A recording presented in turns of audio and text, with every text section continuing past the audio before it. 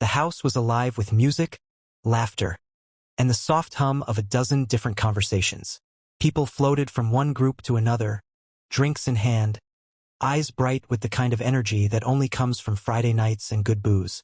Emily was in her element, effortlessly commanding attention in her sleek black dress that hugged her in all the right places. She had always been magnetic, the kind of woman who could make a stranger feel like they'd known her forever. Tonight, though, she wasn't just magnetic, she was glowing. I wasn't supposed to be there. Emily had told me it was just a work thing, a casual get-together with her colleagues. "You'll hate it," she'd said with a dismissive wave of her hand. But something about her tone didn't sit right with me. It wasn't concern for my boredom. It was relief that I'd stay home. I decided to show up anyway, unannounced. I wanted to surprise her, maybe share a laugh about how wrong she'd been about me not enjoying myself. But as soon as I stepped through the door, I felt like I had walked into someone else's life. Emily didn't see me at first. She was standing by the bar, leaning just a little too close to a man I didn't recognize. Tall, sharp-dressed, with that effortless confidence that comes from knowing you're the center of attention. He wasn't anyone from her office I'd ever heard of. They were laughing, their heads close enough that it looked like they were sharing secrets meant for no one else. I stayed in the shadows, observing. At first, I told myself I was imagining things.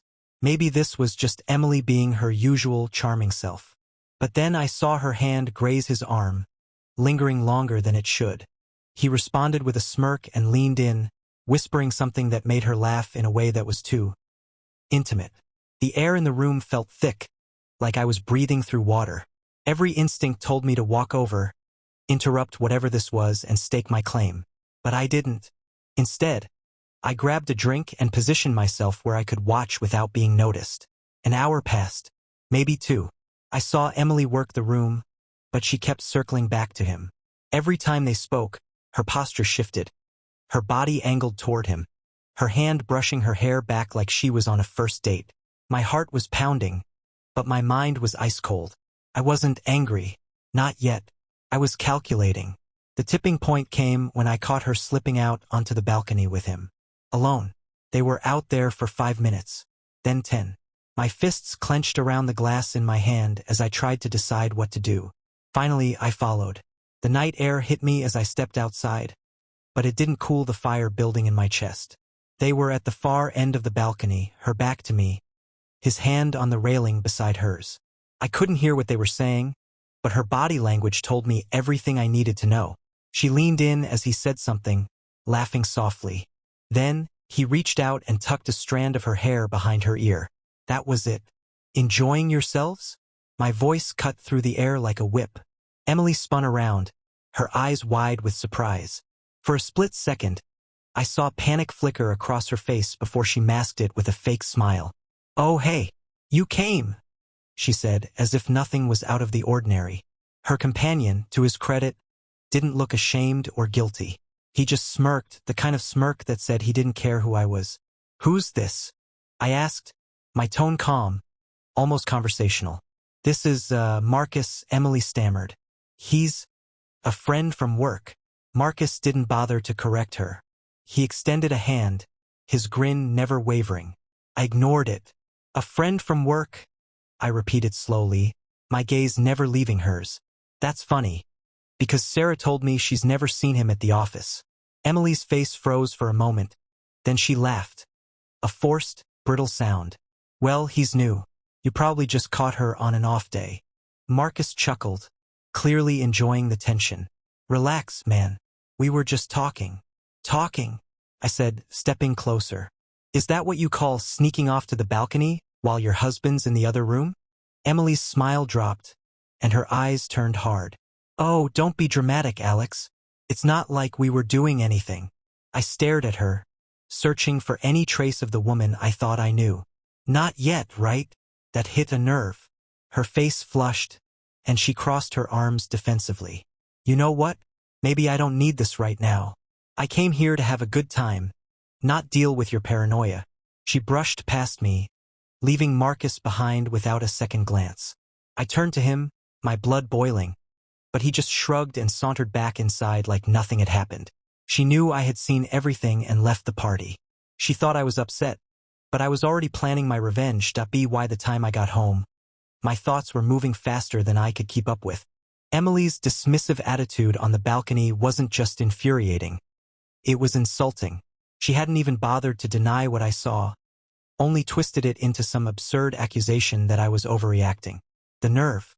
I sat in the living room, replaying the scene over and over. Her laughter, his smug grin, the way she left without a single ounce of remorse. My stomach churned. This wasn't just a misunderstanding or a moment of bad judgment. This was something calculated, deliberate, and if she thought she could walk all over me and get away with it, she was about to learn otherwise. An hour later, Emily came home. She walked through the door like nothing had happened, casually tossing her purse onto the counter. Her heels clicked against the floor as she poured herself a glass of wine and finally noticed me sitting there, silent, waiting. "Oh," she said, feigning surprise. "You're still up." "Of course," I replied evenly. "I figured we should talk." She sighed, exasperated, as if I was the one inconveniencing her. "Alex, I don't have the energy for another one of your overreactions tonight. Can we just—" No, my voice was sharp, cutting her off mid-sentence. "We're going to talk. Now."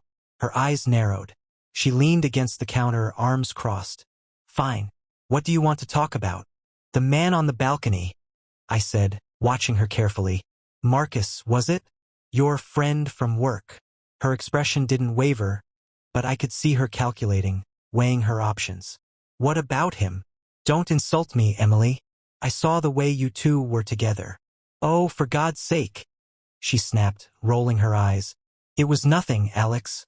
We were just talking. He's knew I was being friendly. You're blowing this way out of proportion." "Friendly." The word made my jaw clench. "So friendly that you forgot you're married?" She slammed her glass on the counter, the sound echoing through the room. "Are you serious right now? You're acting like I cheated on you or something." "Did you?" I asked, my voice low but firm. The question hung in the air like a guillotine. For a moment, she didn't say anything. Then, with a bitter laugh, she threw up her hands. "Unbelievable. You're paranoid. Alex, you're always looking for something to be wrong. Do you even hear yourself right now?" I stood up, my fists clenched at my sides. "Don't turn this around on me. I'm not the one sneaking off with strangers and lying about it. If it was so innocent, why didn't you introduce me? Why did you leave with him in the middle of a party?" Her eyes flashed with anger. "Because I knew you'd act like this. You're impossible. I can't even have a conversation with someone without you turning it into some dramatic soap opera." "That's not an answer," I said, stepping closer. "What are you hiding, Emily?" Her face hardened, the facade slipping for just a moment. "You know what? Maybe I am hiding something. Maybe I don't tell you everything because you can't handle it." There it was, the crack in the armor. "Then tell me," I demanded, my voice rising. "If there's something I need to handle, let's hear it." She hesitated, her eyes darting away. Then she scoffed, brushing past me toward the stairs. "I'm not doing this right now. I'm tired, and I have work in the morning. Good night." As she disappeared up the stairs, I felt the last bit of my patience snap. This wasn't just deflection, it was avoidance. And the only reason she'd avoid answering was if there was something she didn't want me to find out. I stayed up all night, my mind racing. By the time dawn broke, I had a plan. I wasn't going to let her gaslight me into doubting myself. Whatever she was hiding, I was going to find it. And when I did, there would be no escaping the consequences. Morning came, bringing with it a simmering resolve. Emily's nonchalant dismissal from the night before only fueled my determination. She was hiding something, no, everything, and I was done waiting for her to trip up on her own. If she wanted to keep me in the dark, I'd just have to turn on the light myself. Emily acted normal at breakfast, which made my skin crawl. She hummed to herself while buttering her toast, scrolling through her phone like it was any other day. I couldn't help but notice she angled the screen away from me, subtle but deliberate. "I'll be home late tonight," she said casually. "Another work thing." I didn't reply, just nodded. My silence must have thrown her off, but she didn't press it. She finished her coffee, kissed me on the cheek like everything was fine, and left. As soon as I heard the car pull out of the driveway, I got to work. First stop, her closet. Emily had been careful, too careful. It made me wonder if she'd gotten sloppy somewhere. I sifted through her things, looking for anything out of place. Then I found it. A shoebox buried behind a stack of sweaters. Inside were receipts. Dozens of them. Expensive restaurants I'd never heard of. Bars I'd never set foot in, even a boutique hotel downtown. I felt my stomach turn as I flipped through them. Each one like a piece of a puzzle I hadn't asked to solve. Next, her laptop. Emily rarely used it, but when she did, she made sure to log out of everything. Thankfully, she wasn't as meticulous with her search history. Most of it was mundane, shopping, recipes, work-related queries. But one search caught my attention. How to keep private messages hidden. It was like a slap in the face. Whatever she was doing, she wasn't even trying to be subtle about it. The final blow came when I checked her email. She'd logged out, of course, but she hadn't cleared her drafts folder. I opened it and found an unsent email addressed to someone named Marcus. Subject: Last night, hey. Just wanted to say I had a great time yesterday. Sorry Alex showed up. It was awkward, but he doesn't suspect anything serious. Let me know when you're free again. I stared at the screen, my hands trembling. Every word felt like a knife. The casualness of it, the lack of guilt. It was worse than if she'd flat out admitted it. The moment felt surreal. There it was, the confirmation I'd been dreading but already knew deep down. She was cheating, and she was confident enough to believe she could keep doing it without consequence. I closed the laptop and sat back, the weight of everything pressing down on me. My mind spun with questions, none of them pleasant. How long had this been going on? Did her friends know? Did everyone know except me? My phone buzzed, snapping me out of my thoughts. It was a text from Emily. Don't wait up tonight. I'll grab dinner with the team. Lies. All of it lies. But this time I wasn't going to sit around and let her spin her web. I texted back, sounds good. Have fun. Then I made a call to someone I hadn't spoken to in a while. Sarah, her best friend. Hey Sarah, I said when she picked up. Got a minute? Sure, she replied, her tone friendly but cautious. What's up? I need your help, I said, keeping my voice steady. And I need you to be honest with me. There was a pause. What's going on, Alex? I told her everything. The party, the balcony, the receipts, the email. To her credit, Sarah didn't interrupt or try to make excuses for Emily. When I finished, there was a long silence. I don't know what to say, she finally said. But I've noticed things too. Little things. I didn't want to believe it, but yeah, something's definitely off. Can you do me a favor? I asked. Find out where she's really going tonight. Sarah hesitated, then sighed. All right, but Alex, be careful. If she's hiding something, she's not going to like you digging into it.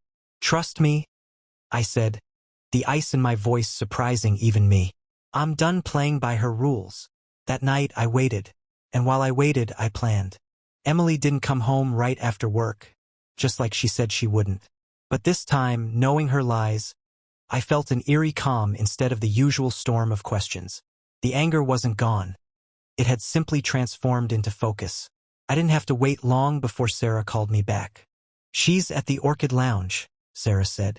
Her voice was cautious, like she didn't want to set me off. She's sitting at the back with some guy in a navy blazer. It's definitely not a work dinner, Alex. The words hit like a fist, but I held steady. Thanks, Sarah. I owe you one. What are you going to do? She asked. You'll see, I said, hanging up before she could ask anything more. I grabbed my coat and headed to the car. The Orchid Lounge wasn't far. Just a swanky downtown spot where business types and their mistresses liked to pretend they weren't being watched. My chest burned with every mile, but my mind stayed sharp. This wasn't about making a scene or confronting her in the middle of her little rendezvous. No, I wanted the truth to unravel on my terms. When I arrived, I parked across the street and waited. The lounge's windows offered just enough of a view to confirm what I already knew. There she was, sitting with Marcus. She leaned in, laughing at something he said, her hand resting lightly on his forearm. I snapped a photo. One click and the moment was frozen, evidence plain and undeniable. I didn't need anything else, but I wasn't done yet. Pulling out my phone, I called Emily. She answered on the second ring. Hey, what's up? Just checking in. I said, keeping my voice light. How's dinner with the team? There was a pause, so brief most people wouldn't have caught it. But I did. Oh, it's good, she said, her voice steady. We're just wrapping up now. I'll be home in an hour or so. I smiled, even though she couldn't see me. Great. Looking forward to seeing you. Me too, she said, the lie rolling off her tongue effortlessly. See you soon. I hung up, my smile fading. She didn't even flinch. From my vantage point, I saw them pay the bill and leave together. I followed at a distance, keeping my headlights low. They didn't go to another bar, and they didn't head back to the office. No, they went to a small boutique hotel just outside downtown, the same one I'd seen on the receipts in her closet. They disappeared inside, leaving me parked across the street, staring at the glowing hotel sign like it was mocking me. Part of me wanted to storm in, demand to know what the hell they thought they were doing. But I knew that wasn't the way to handle this. Emily was a master manipulator, and if I confronted her now, she'd find a way to wriggle out of it. I needed more than suspicion. I needed undeniable proof. I got out of the car, pulling my hoodie up to shield my face from the hotel's cameras. Slipping inside, I headed straight for the front desk. Hi, I said to the clerk, forcing a sheepish grin. I think my wife just checked in, but I'm terrible with remembering room numbers. Could you help me out? The clerk gave me a skeptical look. I'm sorry, sir. We can't give out guest information. Come on, man, I said, pulling out my wallet and sliding a 50 across the counter. I'm just trying to surprise her. It's our anniversary. He hesitated, glancing at the money, then back at me. Finally, he sighed and took the bill. Room 214, he said under his breath. Thanks, I said, my pulse pounding as I headed for the stairs. When I reached the door to 214, I stopped, listening. Muffled voices, laughter. My hands clenched into fists as I pictured them together inside, carrying on like I didn't exist. But I didn't kick the door down. Not yet. Instead, I pulled out my phone and started recording. This wasn't just about catching Emily. This was about taking control. The hallway outside room 214 was eerily quiet, save for the occasional sound of muffled laughter leaking through the door. My pulse thundered in my ears, but I forced myself to breathe, to stay calm. Anger wouldn't serve me here. I needed to be smart, methodical. The recording on my phone was already running, capturing every second of this sordid scene. I took a step closer to the door, holding my breath to catch any stray words. The voices were too faint to make out, but I didn't need to hear the details. Their presence in this room said everything. I debated my next move. Barging in would feel good, sure, but it wouldn't give me what I really wanted, control.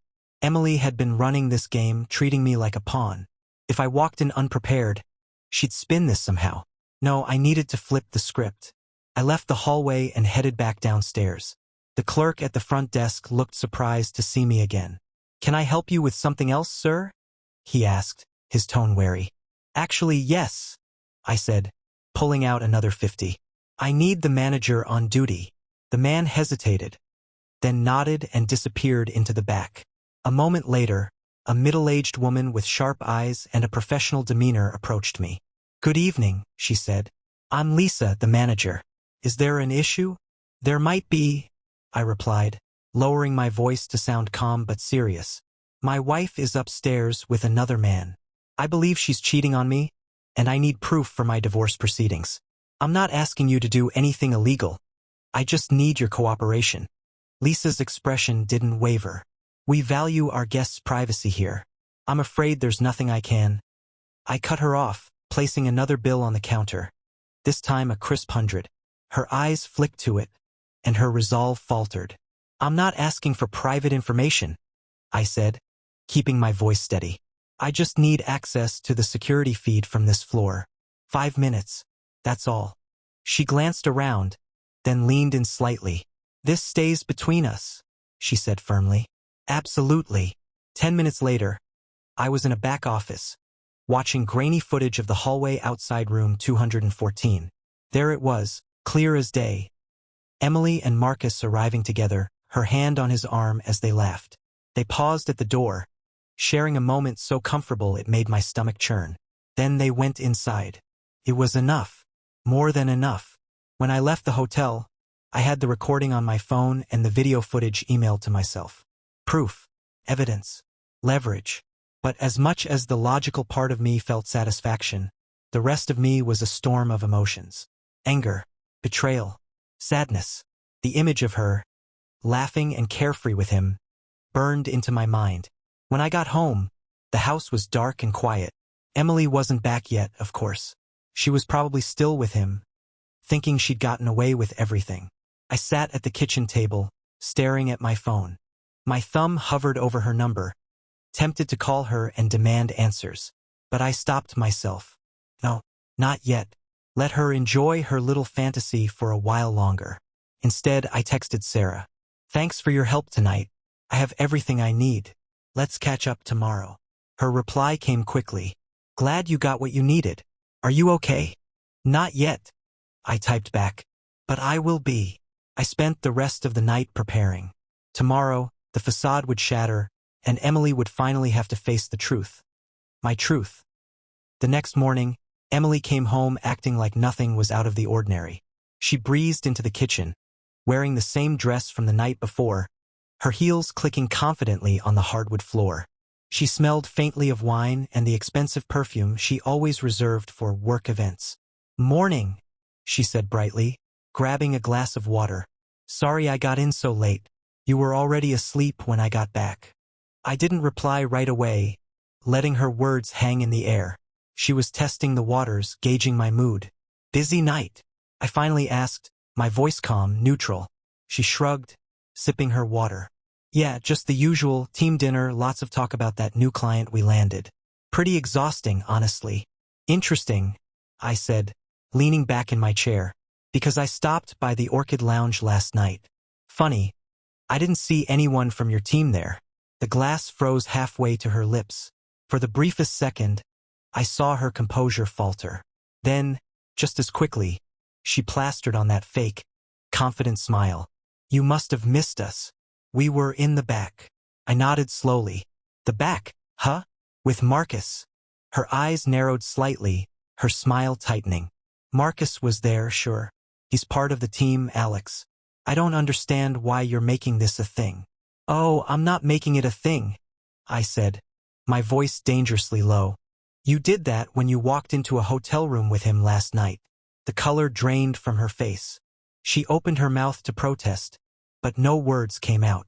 For a moment, she looked like a child caught with their hand in the cookie jar. I don't know what you think you saw, she finally said, her voice trembling just enough to betray her. But this is ridiculous. You're being paranoid again. I leaned forward, locking eyes with her. Don't insult my intelligence, Emily. I have the hotel security footage. I have the receipt from the room you booked last month. I even have the draft email you were too careless to delete. So go ahead, keep lying. Dig yourself a deeper hole. I'm listening.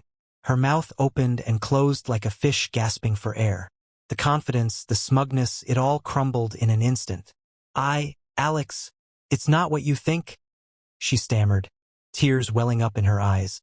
He's just a friend. We needed privacy to talk about work. That's all it was, I swear. Work? I repeated, laughing bitterly. Is that what they call it now? Because the way you were touching him on the balcony, the way you smiled at him, sure didn't look like a business meeting. Her tears turned to anger in a flash. You're spying on me now? Following me around like some psycho? Maybe if you trusted me, we wouldn't be having this conversation. The audacity of her words sent a fresh wave of fury through me. Trusted you, I snapped, standing up so quickly my chair scraped against the floor. You've been lying to my face for God knows how long, sneaking around, gaslighting me, and now you're playing the victim? Don't even try it. Her facade cracked further, her anger giving way to desperation. Okay, fine, I messed up, but it wasn't serious, Alex. It didn't mean anything. I was just lonely, okay? You've been so distant lately and Marcus was there, and I cut her off with a sharp laugh. Don't you dare put this on me. You were the one out there laughing with him, touching him, going behind my back. You chose this, Emily, not me. She sank into the nearest chair, her face buried in her hands. I didn't mean for it to happen. she whispered. I don't know what I was thinking. I stared at her, feeling a strange mix of rage and pity. She wasn't apologizing because she was sorry. She was apologizing because she got caught. You weren't thinking about me? I said coldly. You weren't thinking about the life we built together. You were thinking about yourself. Silence hung between us like a heavy fog. Finally, she looked up, her eyes red and swollen. Can we fix this? She asked, her voice small. The question hit me like a punch to the gut. For a moment, I wanted to say yes, to pretend this was salvageable. But the damage she'd done wasn't just to our marriage. It was to my trust, my dignity, my sense of self. I don't think we can, I said quietly. You made your choice, Emily. And now I'm making mine. Her face crumpled, and she started to cry, but I didn't stay to watch. I grabbed my keys and walked out the door, leaving her alone with the ruins of what she destroyed. This wasn't over yet, but for the first time in weeks, I felt like I was in control. The cold air hit my face as I stepped outside, but it wasn't enough to cool the fire raging inside me. The image of Emily's tear-streaked face stayed with me as I drove aimlessly, but not because I felt sympathy. Her tears weren't for me. They were for herself, for being caught, for losing the game she'd been playing behind my back. I parked in a secluded lot overlooking the city skyline, turning the engine off. The silence felt deafening, but I needed it. My thoughts were loud enough. I pulled out my phone and opened the folder where I'd stored all the evidence. The video of her and Marcus entering the hotel. The photo of them at the Orchid Lounge. The email draft that sealed her fate. It was all there, plain as day. Proof that my marriage had been a lie. I forwarded the video and photos to my lawyer with a simple message. We need to move forward with this. Within minutes, my phone buzzed with a reply. Understood. Let's meet tomorrow to finalize the details. I stared at the screen, the finality of the situation sinking in. Divorce. It wasn't a word I ever thought would apply to me. But then again, I never thought the woman I loved would betray me so completely. The thought of going back to the house, to Emily, made my stomach churn. I needed space, so I called Sarah. Hey, she answered, her voice cautious. How are you holding up? Barely, I admitted. Do you have some time? I need to get out of the house, and you're the only person I trust to talk to right now. There was a pause, then a sigh. Yeah, come over. I'll make coffee. When I arrived at Sarah's apartment, she was waiting for me with a steaming cup and a look of quiet concern. I sat on her couch, clutching the mug like it was a lifeline. So, she said gently, sitting across from me. What happened? I told her everything. Emily's lies, the confrontation, the proof I'd gathered. Sarah listened without interrupting, her expression shifting from sympathy to quiet anger as I recounted the details. I don't even know who she is anymore, I said, my voice raw. The woman I married would never have done this. But now I feel like I've been living with a stranger. She's been selfish, Sarah said bluntly, and cruel. You didn't deserve this, Alex. No, I didn't, I agreed. But what's worse is that she didn't even try to fight for us until it was too late. She only cared once she got caught. Sarah nodded, her jaw tightening. I hate to say this, but I think she's been this way for a while. She just got better at hiding it. Her words stung, but they rang true. Emily's behavior didn't come out of nowhere. The signs had been there, I just hadn't wanted to see them. What do I do now? I asked, the weight of it all pressing down on me. You move forward, Sarah said firmly. You take back control of your life. You don't let her drag you down any more than she already has. I nodded slowly, her words settling into my chest like armor. She was right. Emily had already taken too much from me. My trust, my happiness, my sense of security. I wouldn't let her take my future, too. Before I left, Sarah handed me a small box. Here, she said. I think you'll need this. What is it? I asked, opening the lid. Inside was a tiny digital recorder.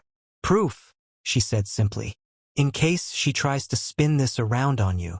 I stared at the recorder, a new sense of determination settling over me. Emily might think she could control the narrative, but not this time. When I got home, the house was quiet. Emily was nowhere to be seen, but her car was in the driveway. I set the recorder on the kitchen counter and sat down to wait. This wasn't going to be easy, but it was necessary.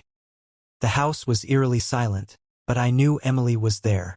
Her car in the driveway was proof enough.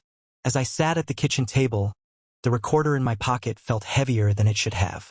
This wasn't just about confrontation anymore. It was about closure, about finally ripping off the bandage she had so carefully placed over the gaping wound of our marriage. I didn't have to wait long. Emily emerged from the bedroom, dressed in sweatpants and a loose hoodie. She looked tired, her face pale, her eyes red-rimmed. She stopped short when she saw me sitting there, her expression flickering between annoyance and unease. "You're back," she said, her voice guarded. "I thought you'd be out." "Why?" I asked, tilting my head. "So you could make another call? Plan your next work meeting?" Her face hardened. "I don't have the energy for this, Alex." I said I was sorry, and I meant it. "What more do you want from me?" "An apology doesn't fix this," I said, my voice cold. "And I'm not here to argue with you. I'm here to get the truth. For once." "I've already told you everything," she said, crossing her arms defensively. "What else do you want me to say? I made a mistake. I'm human. Is that what you want to hear?" "No," I said, leaning forward. "I want you to stop lying." Her eyes narrowed. "I'm not lying." "Really?" I said, pulling out my phone. With a few taps, I played the hotel footage I'd recorded, the screen facing her. "Explain this, then. You and Marcus going into a hotel room together. Was that a mistake too?" Her face went pale. For a moment, I thought she might faint. Then, just as quickly, her expression twisted into anger. "You followed me?" she hissed, her voice low and venomous. "I got the truth," I shot back. "Because you wouldn't give it to me." Emily's fists clenched at her sides, her facade of calm cracking completely. "Do you even hear yourself? You sound insane, Alex. Spying on me, recording me. What's wrong with you?" "What's wrong with me?"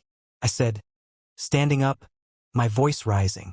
"I'm not the one sneaking around with someone else, lying to my spouse's face, and then playing the victim when I get caught." She opened her mouth to reply, but I wasn't done. "You know what's wrong with you, Emily? You didn't even try to hide it. You thought I was so blind, so stupid, that I wouldn't notice. And when I did, you didn't apologize, you tried to manipulate me, to make me doubt myself."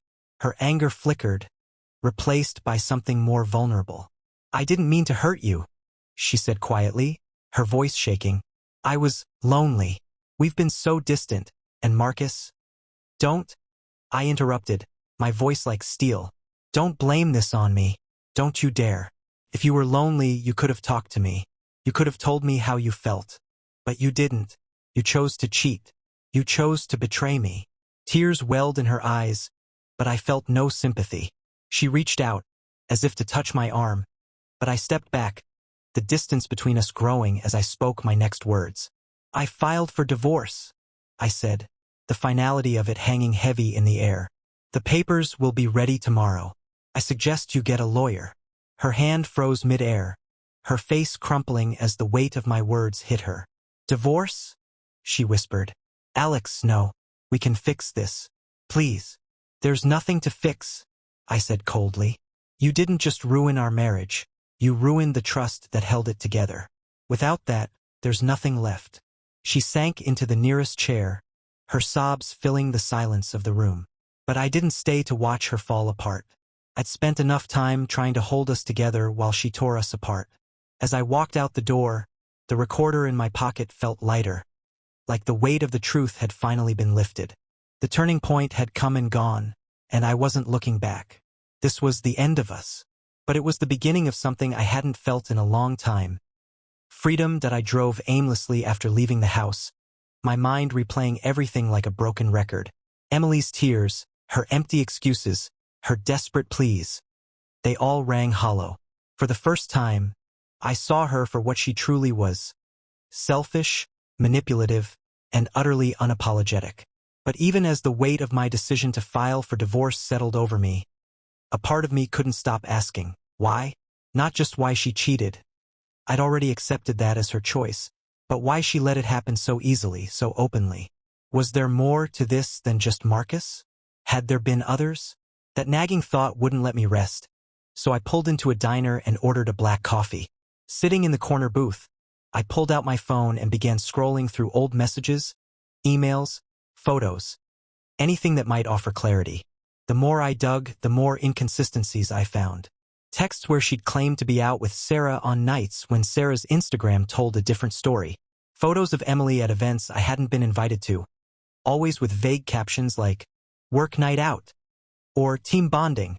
Then there were the mysterious gaps in her calendar, blocks of time unaccounted for, brushed off with excuses about errands or gym sessions.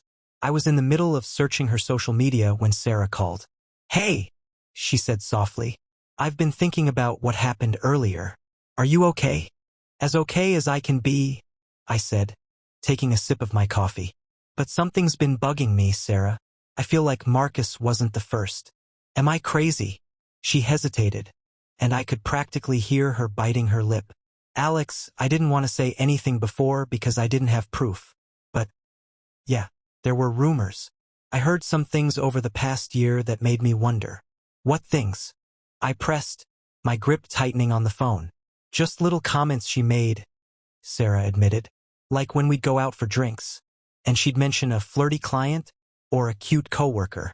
She always played it off like a joke, but sometimes it felt off. And there was this one time last summer.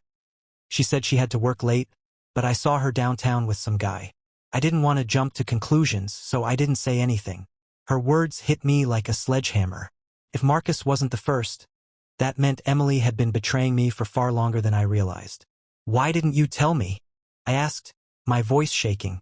"I didn't know how," Sarah said, her tone heavy with guilt. "And I didn't want to be wrong."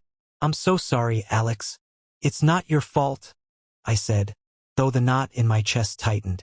"Thanks for being honest." After I hung up, I sat there, staring at the swirling steam rising from my coffee. Sarah's revelation felt like the final nail in the coffin of my marriage. Marcus wasn't the root of the problem. He was just the latest symptom of something that had been rotting for years. I left the diner and drove to the law office to meet with my attorney. The papers were ready, and I signed them without hesitation. As I watched the ink dry, I felt a strange mix of emotions: relief, anger, sadness. When I returned home that evening, Emily was waiting in the living room. She looked disheveled, her hair messy, her eyes bloodshot. She'd been crying, but it wasn't enough to soften my resolve. "I know you've been digging," she said quietly. "Sarah told me you've been asking questions." "Of course I've been digging," I said, setting my bag down. "You've been lying to me for years. Did you think I'd just sit back and let you?" Her lips trembled, and for a moment, I thought she might try to deny it. Instead, she slumped into the couch, covering her face with her hands. "I don't even know who I am anymore," she said, her voice muffled. "I didn't mean for things to get this far." "Stop," I said sharply. "Don't make this about you. You've already taken enough from me. The least you can do is own up to what you've done." She looked up, tears streaming down her cheeks. "I messed up. I know I did. But I swear, Alex, I still love you. Doesn't that mean anything?" I stared at her, my chest tightening with a mix of anger and pity. "Love isn't enough, Emily. Not when there's no trust. Not when you've treated me like a fool for so long." Her sobs grew louder, but I didn't stay to console her. I walked to the bedroom, shutting the door behind me. That night, as I lay in bed alone, I felt the weight of the past year finally lifting. Emily's lies, her betrayal, her attempts to manipulate me. They were losing their grip. For the first time, I felt something I hadn't in months. Clarity. The house of cards she'd built was collapsing, and I wasn't trapped inside anymore. I was walking away, and there was no turning back. The next morning, the sunlight streaming through the blinds felt different, brighter, sharper. It didn't bring warmth, though. It brought clarity. Today was the day I finally closed the chapter on my life with Emily. When I walked into the kitchen, Emily was there, staring blankly at her coffee mug. She looked like she hadn't slept, her face pale, her eyes hollow. For a fleeting moment, I felt a pang of pity, but it evaporated as quickly as it came. This wasn't my burden to carry anymore. She glanced up as I entered, her expression a mix of hope and desperation. Alex, she started, her voice hoarse. Can we just talk? Please. I shook my head, keeping my tone calm but firm. There's nothing left to say, Emily. The papers are signed. It's done. Her face crumpled, and she clutched the mug like it was the only thing tethering her to reality. I'll change, she pleaded. I'll do whatever it takes to fix this. I'll quit my job.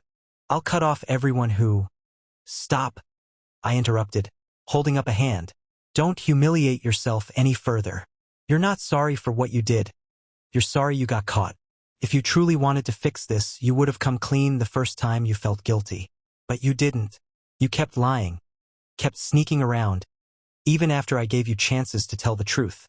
Her lips trembled, and for a moment, she looked like she might argue. But then she slumped back into her chair, defeated. I didn't think you'd leave, she whispered. I thought you'd forgive me. I exhaled, shaking my head. That's the problem, Emily. You didn't think about me at all. You just thought about yourself. I turned to leave, but she called after me. What am I supposed to do now? The question hung in the air, her voice trembling with genuine fear. I paused, my hand on the doorframe, and looked back at her. You figure it out, I said, my voice steady. Just like I have to. But this time you do it without me. Her sobs followed me as I walked away, but they didn't pierce me like they used to. I grabbed my things, just the essentials, and left the house without looking back. A few days later, I moved into a small but comfortable apartment on the other side of town. The silence was deafening at first, but it was a different kind of quiet than what I'd felt in my marriage.